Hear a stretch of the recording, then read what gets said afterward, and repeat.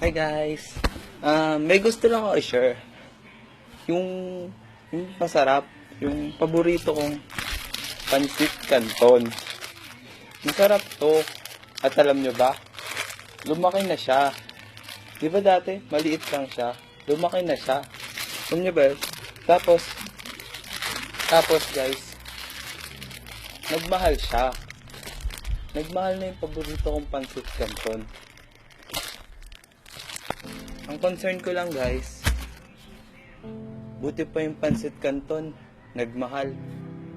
Eh yung crush ko, di niya ako magawang mahalin.